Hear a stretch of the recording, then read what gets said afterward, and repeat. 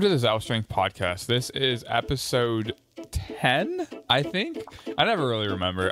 You know what? We've been doing these podcasts now for over about 3 months, and this month we have like 7 different guests that are going to be on. So I'm not exactly sure when all of these are going to be posted, but today we have the lovely pleasure of speaking with Madi, Reibe from. Can you say where you work at again? What's your position again?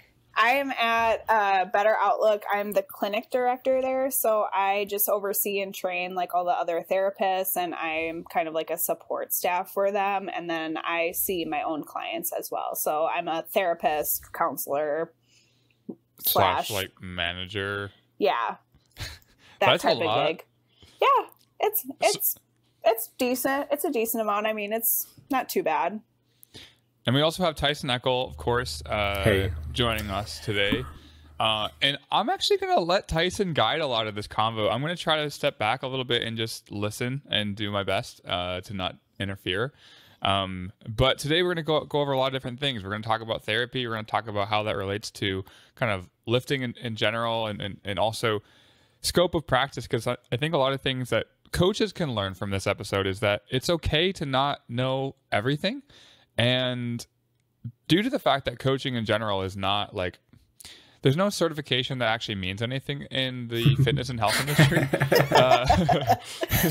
So it's just kind of like, which one's going to make me more money and get more clients? But there's no actual regulation of coaches. And so I think sometimes coaches have a difficult time recognizing what maybe they don't even recognize that this is a thought that they should have, but there is a limitation to, I think, how much we can help with our clients, but also the responsibility that comes on when someone's paying you for a service like online coaching. And I think the people who do it best, who are, really getting vulnerable with people, are counselors. You guys get pretty deep into people's lives, and I think there's a very real reason to have boundaries and to understand like what your scope of practice actually is, so you can make sure you're helping people as much as possible, minimize any potential damage, right?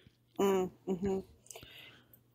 Yeah, definitely. Yeah, so we can kind of talk about like how that relates, where your boundary is as a coach versus when it is okay to refer to somebody. And like the first thing I want to say too is, just because you're referring somebody does not mean that you're incompetent as a coach. I think that's like a really big, like, it's not a shot to your ego.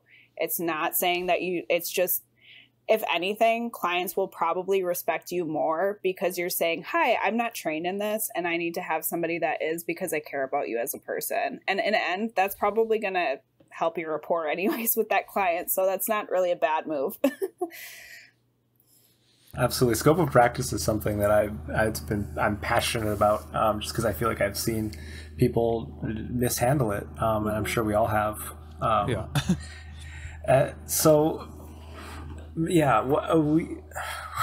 If you're a coach, what kind of resources or tools does a coach, and Jim probably has more familiarity with this in the online setting, and for me, the in person of like listening to people like talk of like, I probably have more experience in the in-person side, but what are some signs that it's time to like get more help outside of like being a listener? What should a coach do? Like if someone's like giving information about themselves and like what how should a coach handle that? When should they know? Yeah, when should they refer out? It sounds like. Yeah, so I think like as a coach, you're kind of looking at somebody in a holistic way, right? Like you're trying to help them in a variety of different factors in their life, maintain a healthy lifestyle, depending on what your training is, if you're doing nutrition on top of that. But in terms of like when it kind of gets to the point where you feel like, maybe this person needs something on top of training, if people end up, I would say the first thing that would probably be the most like red light indicator is if people are reaching out to you more than what's beyond your role as a coach. So when I say that, I mean like if you see somebody weekly for personal training sessions and they're reaching out to you on the weekends asking you about what's your opinion about this situation that I'm having with a relationship I'm really upset about, or, there's pieces where it matters because it's part of their training, and there is a degree to which external stressors impact your training. We all know that. But when it comes to like, they're looking for support, like verbal support from you, you got to wonder, is this within my realm of training? Does this involve training, directly involve training? Also, if somebody's just really explicitly struggling, so if their functioning is getting really poor to where they're not able to take care of themselves, or their relationships are really suffering, or you notice that, like, even physically, right? Like, they're not showering, they're not eating correctly, they're not drinking water, or they're maybe, like, another big indicator for you guys with coaching is maybe they become really lax with their training. Like, they just stop, or they don't care anymore all of a sudden, when before they were really dedicated or motivated. That's more like looking at specific symptoms of a mental health illness, but usually functioning level is going to tell you, like, if somebody needs to be referred out, and if they're explicitly sharing, struggling, things that they're really struggling with. And I would even go to say, if you feel like you're feeling more, I don't know, involved with this client's life than you believe is appropriate maybe for a coach's responsibility. Yes, you care about them, and it's hard not to, but that's where it would be a good opportunity to refer them to somebody that is trained and will take the time to really go into these things. And then obviously, like, if people are experiencing like self-harm, suicidality, like more of those extreme life-threatening related concerns, that's like a clear referral, like as clear as day. So I feel like sometimes when you get clients, you do need to learn a lot about them to kind of understand, like you said, the external stressors that they might be experiencing. And like, as an online coach, that's what I primarily have experience with. That's all I have. Like, I don't get the opportunity to work with someone in person. Mm-hmm. So I'm trying to build a plan on very limited information, and I'm not there in person with them. So when they are actually training, I need to hope that the calculations, the calculations that I'm making, or the estimations I'm making, are accounting for as many of these variables as I can. The situations personally where I'm like, okay, so that's the thing, like you said, is it related to training? I think it can be easy, especially for a new coach that doesn't have you can just start coaching at any point if you want to. You can just say, hey, I'm a coach. Here's my link that you used to pay me, and Venmo me or whatever, right? And so there's a risk that clients are taking with those types of coaches as well, because there's no training that they had to go through. So they might think that coaching is programming, and you're also doing some relationship coaching, and you're also somewhat scared that they're going to leave you. So you might be a little bit more on the side of manipulative to your clients so that they stay with you. Like, that's where the risk is in kind of just signing up with anyone. And, some coaches don't know that that's what they're doing. They might just think this is what I should be doing, but it's actually toxic. And so I think, on the other hand, this is a good convo for clients to be aware of, because if they feel like their coach is more involved in their life than they initially thought they were going to be, right? Like, hey, I want to get stronger, help me write a program, maybe have a conversation with me. But like you're saying, like, if this isn't related to my training, might be a little bit inappropriate to start asking about, like, hey, how's your marriage going? Like, right. Is that going well? It's not. That's crazy. Don't worry. I got you. Like that. I feel like that's where we need to be aware of kind of these boundaries that you're describing, Madi. Yeah, that's and that's a good point as far as also like the potential clients that might be listening as well. Like it goes both ways, and it's good to recognize when those boundaries when it doesn't relate to training and starts to go too far. Mm-hmm. So Madi, what kind of clients do you typically work with right now? Obviously, you're not going to disclose any personal information, but like, who do you typically like work with? Yeah, so I usually, in terms of population, I have found myself working with younger adults. more so, or I usually 18 to about 35, 40. I will see people that are older, but in terms of like, that's where my focus is in that specific age group. And I have experience with working in substance use. That's where I did my internship. And I do have substance use background like that. And I see clients for substance use related concerns. Also like anxiety, depression, like mood, like major mood disorders. So like bipolar 1 and 2, trauma, sometimes like psychotic related disorders. So if somebody experiences like hallucinations or delusions of some degree that are typically, like for me, it's usually related with substance use. Typically like if somebody, like depending on what substance is being used, that can induce some of that stuff. But I also have interest in working with athletes or people that are just involved in the strength and fitness community. As much as I feel like that is a really great coping mechanism or way that people can take care of themselves, I don't think it's like the answer to have just training as your therapy. Like the gym is not your therapy. I'm sorry to disappoint you, but the therapist is your therapy.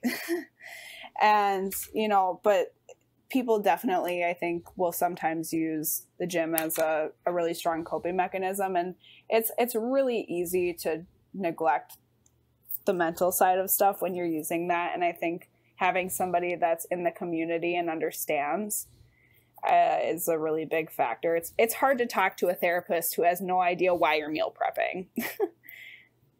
So there's, or, you know, just small things like that, or why you're doing a weight cut, or having to explain like, no, this is not disordered eating. Like I'm doing a weight cut for a meat that I'm doing, or, you know, it's easier to have somebody that understands that stuff. So usually I like to work with, I'm building my rapport in that realm too. Yeah, absolutely. One thing I wanted to at least touch on, and it's one of our pillars, is mindfulness. And Maddie, you and I have had a lot of conversations in person about it. As I've had a lot of conversations with Jim about it too. But what tools or resources, or like what exposure did you have to mindfulness, in your program, and like how much do you integrate it in your in what services you offer now? My program, as in like with my work program, or your master's program, either or. Yeah. Okay. So my master's program, we didn't really talk a bunch about it. If we did talk about mindfulness, it was more so based off of our own curiosity, because I did go to a private Christian university. It wasn't their like first thing that they wanted to talk about.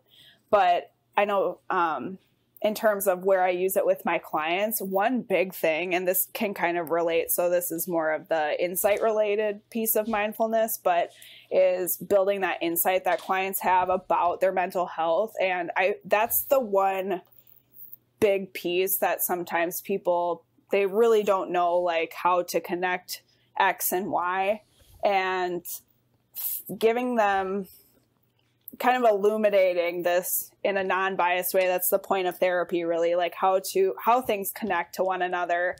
You're essentially creating more insight. And in the program, that's kind of what I try to do. I try and help my clients have as much insight to their body as possible too, because a lot of times, like, especially with trauma, right? Like I'm sure you guys have read The Body Keeps the Score, like the way that our bodies house trauma physiologically, and the way that we end up getting conditioned to respond to trauma or traumatic related stimuli and stuff like that we've experienced in the past. It really comes down to like a physiological related illness, and then it's kind of intertwining the physiology and the mental health side of it. So I usually will use a lot of mindfulness related activities in that side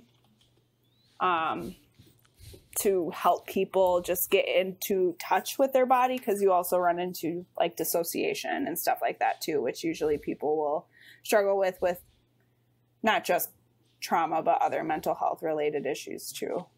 So I try to do that. I also try and have, if people are interested in mindfulness or meditation in general, whatever spirituality or kind of base they like to use to keep themselves grounded, I'll play off of that. So it doesn't always look like meditation for people, but it can look, it's just called something different for them per se.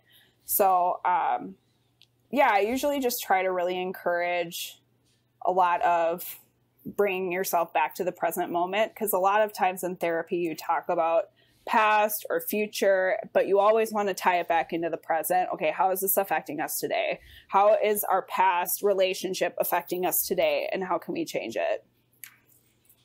I feel like it's also really difficult to know, that you're, how do I put this? It's easy to think that your feelings are justified by the trauma, and so because you had trauma, you're feeling this way, and then you just kind of get in this loop of like, you're feeling anxious, you're feeling depressed, you're feeling stressed because of this thing. So you're always attaching the feeling with another thing, and personally it's really hard to get out of that. It's like, well, I'm anxious because of this, and I'm sad because of this, and I'm depressed and I don't know why. But there's other things I definitely know. And I think I think it's difficult to convince people, because it's not usually your job as a friend of like, hey man, you need to go get a therapist. Like, obviously there's conversations that are helpful, but there is some like weird stigma around like getting therapy. And it's weird because I think it's getting better. I mean, I have no idea, like data wise, like what's the, is the inflow of clients increasing significantly the last few years? Like, do you have any idea on that?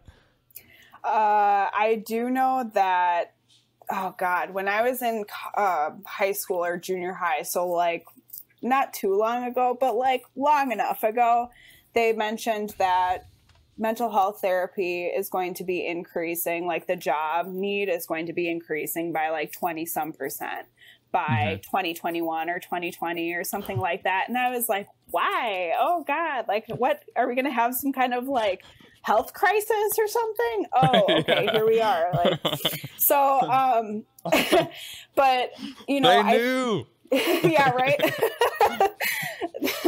No, but I think like over time, it's, when you look at psych as a whole, if you look at this social science compared to a lot of other sciences, it's really rapidly growing in the span of the X amount of years that it's actually existed. So it wasn't really recognized as anything until like late 1800s, early 1900s. And that was still like teetering on philosophy, because that's when Freud was doing his thing. And so, there's a lot of growth that's happened really rapidly in the last 120 years. So to say that it is going to increase, I would say that's valid. Like that's definitely valid, because we're also recognizing that mental health is an issue just as much as it is physical health. And it's something that needs to be addressed.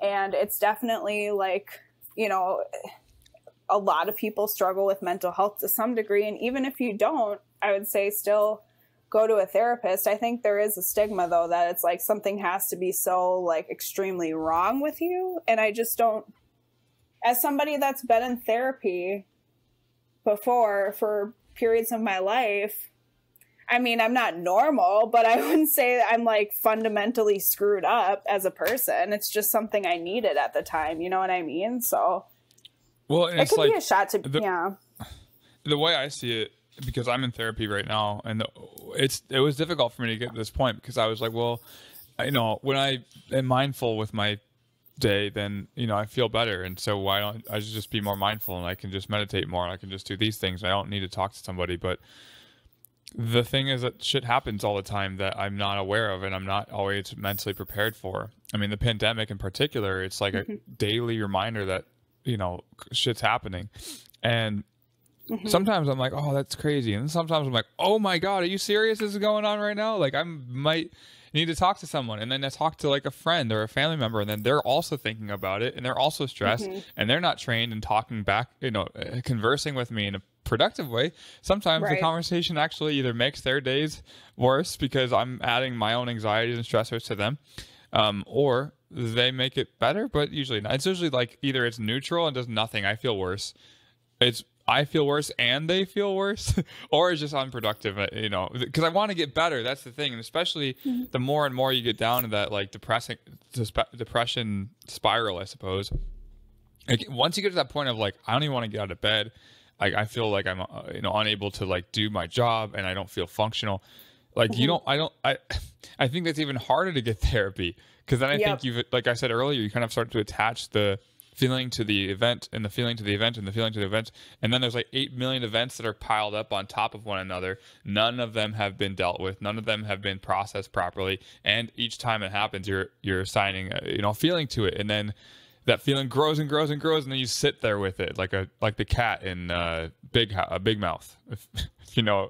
If you've seen that show. Kind of. I know, not really, but I know what you're talking about, because it accumulates over a period of time, and you can see that with a lot of different, even with grief, right? Like, grief is something that accumulates over a period of time if you don't process it. And each time you lose somebody, it'll continually kind of you'll almost be grieving the previous times too. So, you're definitely right. When you get to that lower functioning, and it's not to say like that's necessarily a bad thing, right? Like, that's just where you are at the time. It can get really hard to do things like reach out for help, or also, if we're talking specifically about depression too, right? Like, it gets really hard to feel, sometimes symptoms of depression are like hopelessness and worthlessness, or feeling of being lonely, or feeling of being like very isolated and stuff like that. And sometimes when you have those feelings on top of one another, it makes it hard to want to reach out to people, because you don't necessarily feel like it's going to be worthwhile, or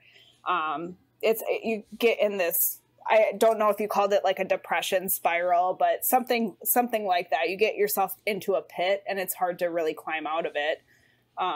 But therapy, like you said, when you talk to other people that personally, it's good. It's good to have those support systems and stuff like that. But then when you go to therapy, it's that person is like, they're trained to help you. They know how to help you in a way that's unbiased, in a way that's supposed to get you to where you want to go and improve your functioning. And they're not going to care, or they shouldn't at least, what political party you have, or what religious background you have, or if you're going to hurt their feelings or anything like that.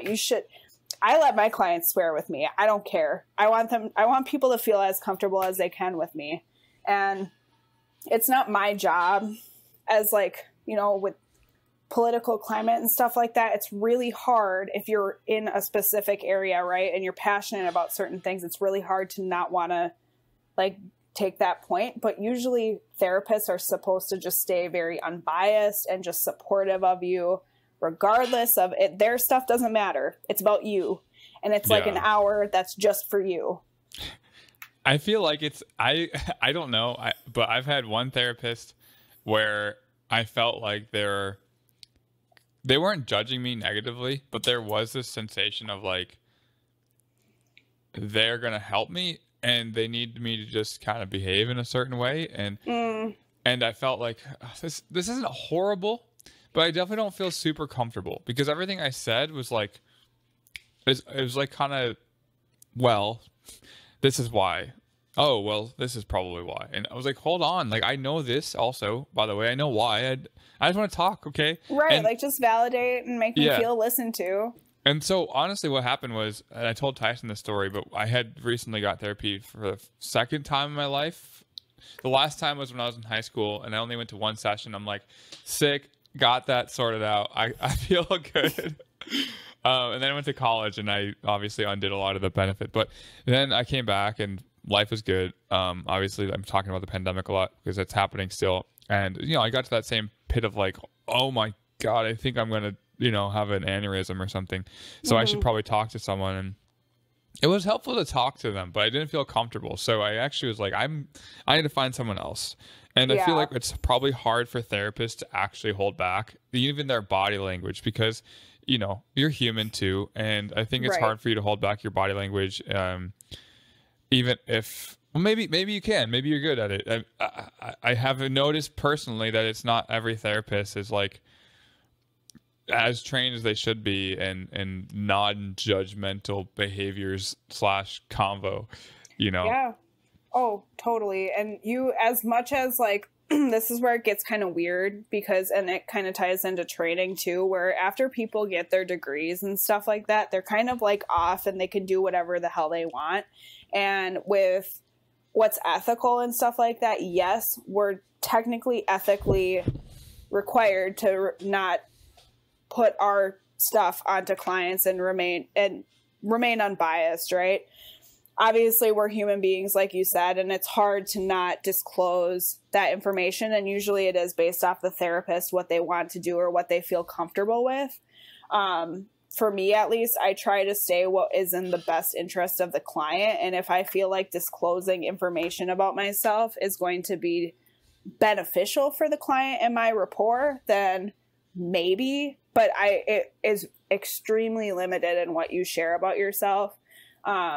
And, you know, I've heard from other people as well, unfortunately, they've gotten experiences with therapists where they feel talked down to, or they feel like there's a little bit of a condescending feeling to it, or like a power differential and stuff like that. And that really bums me out because, you know, it doesn't always have to be that way and it shouldn't always be that way.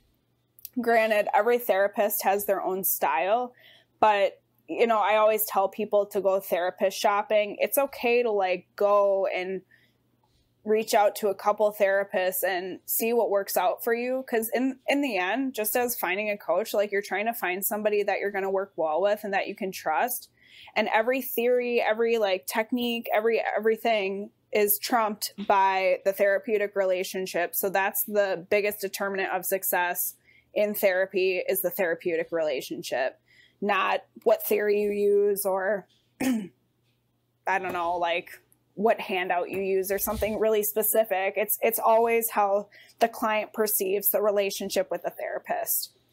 That's a strangely similar, you know, position that I think I hold within coaching. And like you said, like sometimes you have coaches that are maybe condescending, or maybe there's a power dynamic. I mean, there's money being there's a financial transaction that happens with coaching as well as with therapy. And like it's like the same thing, except there's no degree that you get, you know, it's like, it's the same thing, but there's no baseline. It's just, you're a coach now.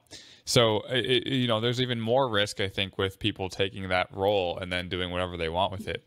With therapy, at least you get trained in ethics. At least you get trained in these like, hey, what might be a bit too much information to disclose? And I imagine that makes it difficult. Like, what happens when you have a client where you're like, you know, you learn about their political views, and then it's like, you know, what happens when you're uncomfortable? Like, what do you do when you're uncomfortable as a therapist? Yeah, it's hard. It's hard because you do, excuse me, you do have to be, if you have a specific political affiliation that you feel really strongly about, it can be really hard to listen to somebody that's the opposing view. Typically what I like to do in those situations, because it happens, like it's already happened, it's happened several times, you're not going to agree with everybody and that's fine, is, you know, I try not to focus too much on the what of the politics. You know what I mean? I don't care about like what you feel. Not okay. Pause. I don't care about like the details about it necessarily. How is it impacting you? Yeah. How is it like impacting your mental health? Because if it's impacting your mental health to the point where you can't think about anything besides politics and you're like hyper fixated on it, that tells me something different. But if it's just something that you feel like, if it's a political affiliation you have and stuff like that, yeah, ethically, we can't like turn people away for that. So you do have to like basically in essence deal with it as a therapist. And if it's something that you feel like your own feelings are getting really brought up and it's hard for you to see that client, then typically you would go to a supervisor to talk about it. If you're in my position, pre-licensure, you have a supervisor or usually like somebody else that you can talk to about it or consult with other staff about it.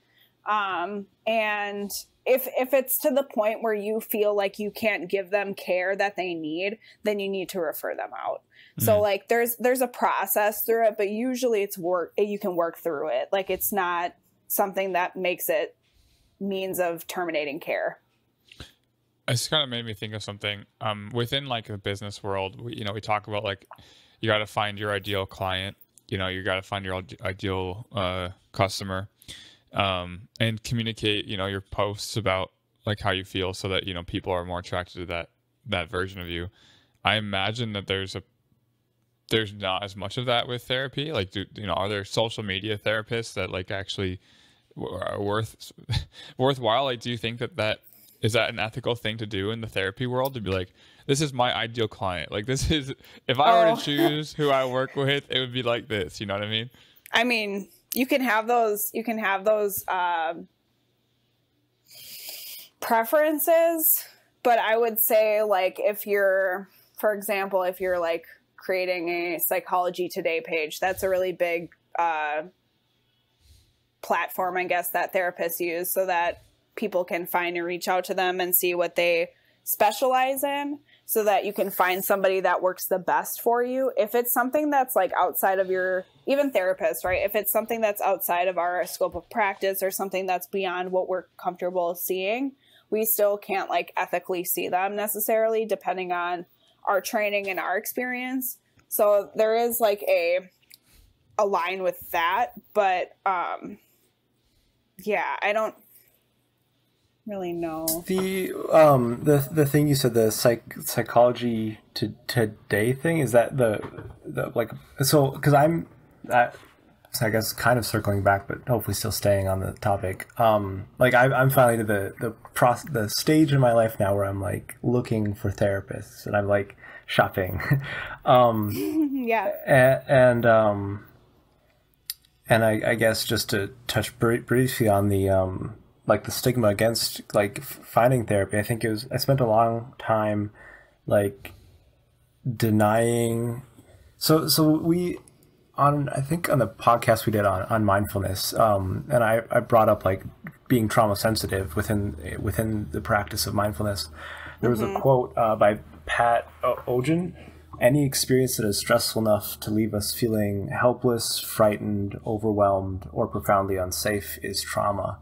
And there's also this, as silly as it might sound, this anime called Fruits Basket, and it's pretty unassuming in, I feel like, the first season, but by the end of like the third season, like it deals with trauma in a way that like really helped me come to terms with like, oh, okay, like self-acceptance with that, and then finally reaching a point where like a non-denial of my experience that led me to like, okay, it's time to find a therapist.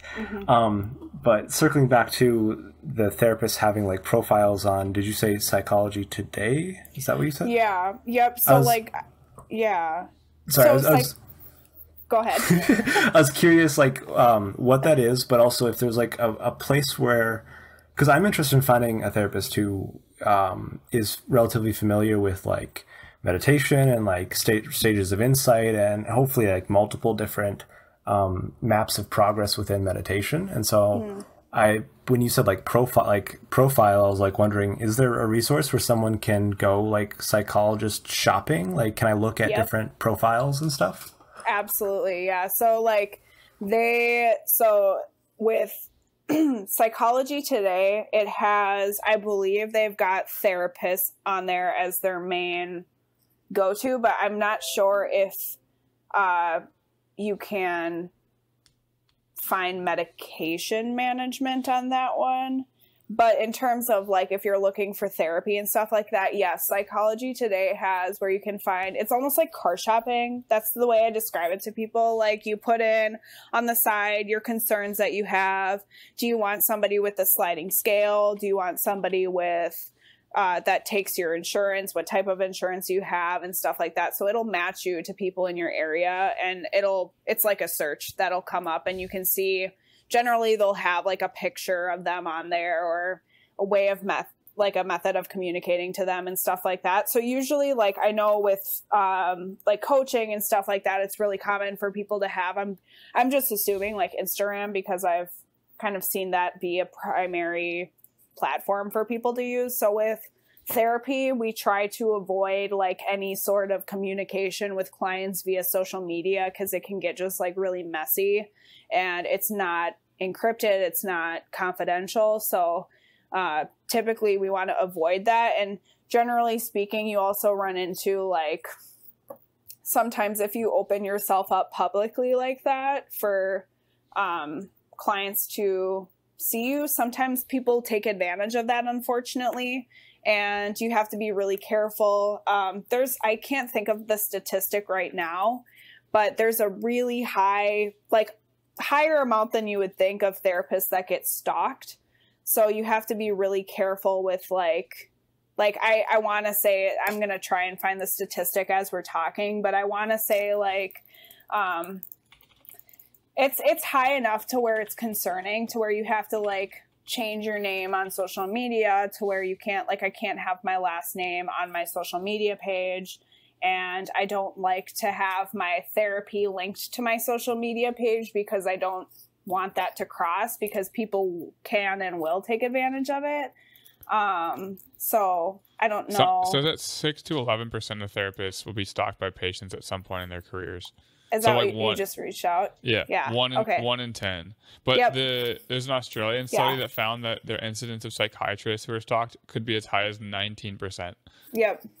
That's high. Yeah. So typically when you have like medication management, it adds in another layer of stuff, because even though you're opening yourself up to there's shorter appointments and stuff like that, you're also handling somebody's like medical concerns, and typically medication people get really anxious about. So if there's stuff relating to that, I don't know, a medication's not working or something like that, it can be really easy for people to panic in those moments. But yes, it's a higher percentage than what is. It's not very settling knowing that. So you have to be really careful with what you disclose on the internet, where you are. You can't like I don't share any of that information. Like, even if people ask me where I live, I'll tell them I'm on the East Metro. I won't tell them what city I'm in.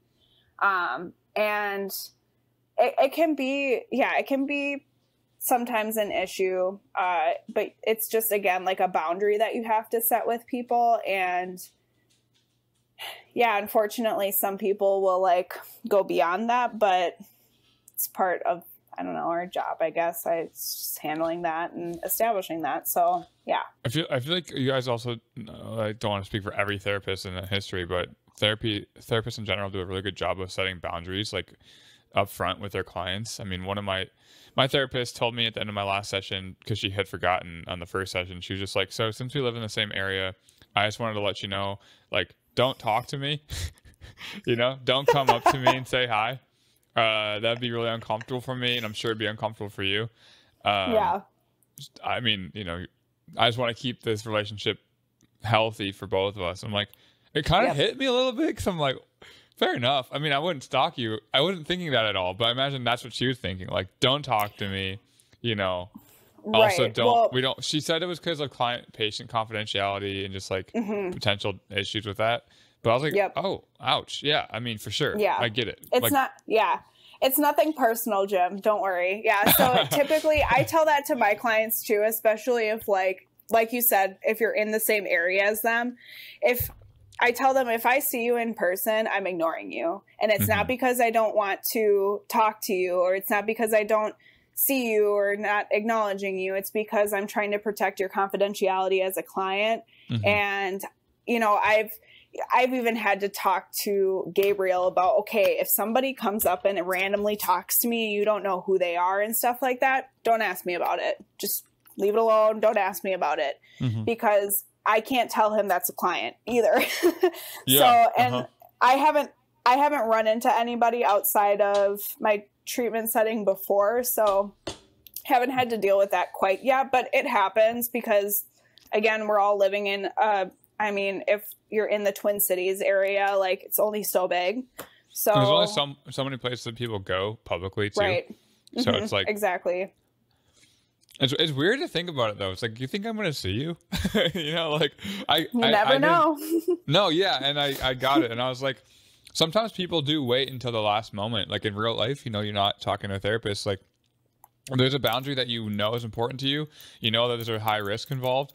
And we still have a tough time sometimes speaking up about it up front, you know, because you just hope it doesn't ever happen so that we don't have to have the conversation because we're afraid that, you know, people might take it personally, despite it's just better for both people that the thing was talked about. And I don't know, I think the pandemic has helped with that for me, like really being upfront with people, you know, what I'm comfortable with for my own health.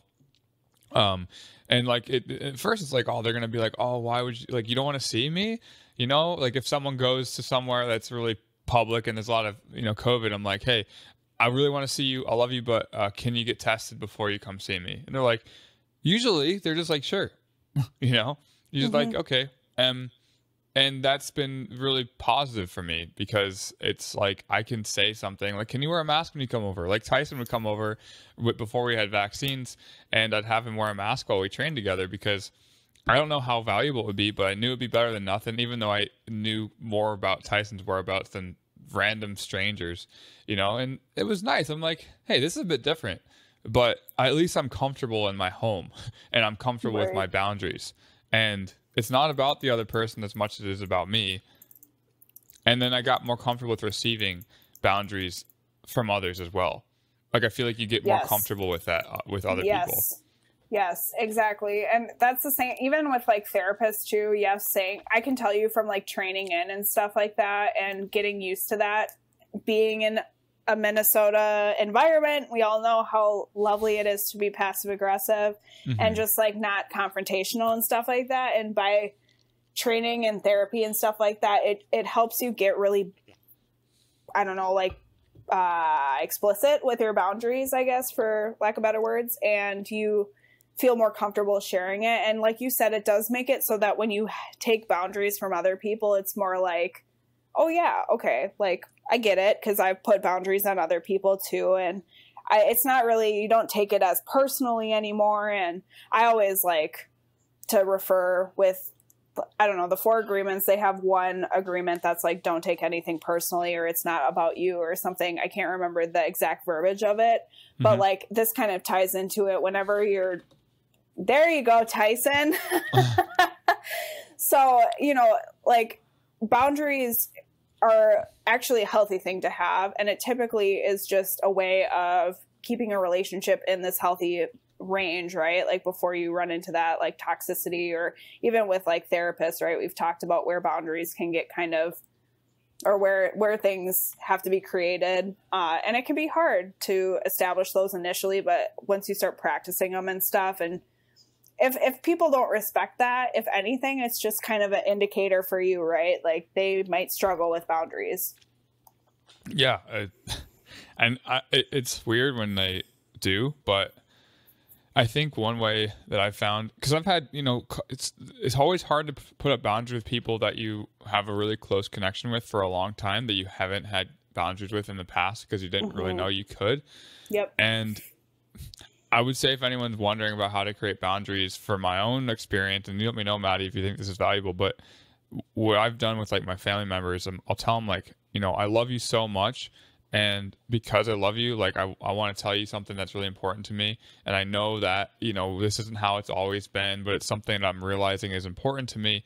Just reminding you this isn't personal, and then I say the thing that I want to say. And almost always there's like, there's that, well, that's how I've always been. That's how it's always been. Or that's how we always do things. And I'm like, I know it has been. And I'm realizing it doesn't make me comfortable anymore. And, you know, I still want to have a healthy relationship. And, you know, maybe we can find a solution together. This is something I think might be useful. How do you feel about that? Because I think sometimes it can feel like if you set a boundary, it's like an ultimatum. And it might be. Like, I don't know. What do you think about that? Well, for the way that you would express that, I think that's a really great and healthy way to share it, because A, you're telling them how you're feeling and not you're doing this wrong. You're doing this to make me uncomfortable. You're like pointing the finger. It's more so, okay, I care about you, right? Like you kind of debrief them beforehand, right? I care about you and I care about our relationship. So that's why I want to talk about this, because this is something that's been bothering me or something that is, I don't know, affecting me in some way that I would like to have change. So I think it can be hard. Yes, there is that initial, like maybe they're kind of surprised or like there's a little bit of pain that comes with it. But, you know, I think saying what you just said is a really good way of showing them like, hi, I still have empathy for you as a person. And I recognize that this is how you are, but I want you to know, like, this is how it's affecting me, right? Like, this is how I'm feeling in this situation. As much as like our teachers were onto something in second grade when we learned the whole I statements and I feel this, and, you know, that will get less of a reaction out of somebody, because what are they going to get mad because you feel a certain way? Or are they going to get mad because it's a shot to, you know what I mean? Like it's a lot less likely you're going to get a negative reaction when you share something about how you're perceiving something versus how like someone else is doing something to you. Exactly. Because the initial statement's almost immediately you're the problem. And you need to fix yourself versus I appreciate you and I care about you. I hope you care about me as well, because it's kind of the implication. Like, we have a relationship, so I'm hoping it's both ways. I do know that if you have a relationship with a narcissist, though, this conversation changes to, well, you shouldn't feel that way, and you know that's really weird that you feel that way. I can't believe you think this about yourself, you know. And it's usually, narcissism is probably like the next podcast we have, where we dig into all the ways when this is not gonna do much. I saw a post about how to deal with a narcissist from Mark Manson. I don't think he's a therapist or not, so this might not be good. But he said 5 tips to deal with a narcissist. 1, run away. 2, don't come in contact with a narcissist. 3, keep as far away as you can. 4, like delete their phone number. 5, please get yourself out of this situation.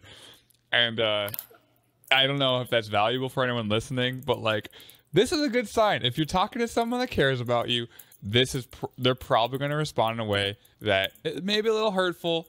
They usually try to say to you like, oh, I didn't realize you felt that way, you know, I'm sorry, or something. And that might not happen immediately, especially with like your parents that have been raising you for 25 years, and all of a sudden you're like, hey, this one thing that you've been doing my whole life, like, I don't like that. That can be kind of hard too, right? Because parents are always like, you don't know what you're doing wrong until you're told it, right? Like, every parent thinks they're raising their kid the right way. So anytime that you, especially with parents, right? Anytime that you express boundaries, especially when we're in, like, I know we're all kind of around the same age, so it's kind of in that weird transitional period where your parents aren't they're your parents, but they don't have the same authority over you that they used to have, and establishing those boundaries, especially for them, sometimes can be kind of hard for them to accept, right? Like, that you're at this point to where you can express those things, but also, like, everybody thinks that they're the best parent ever, and it's really hard sometimes for people to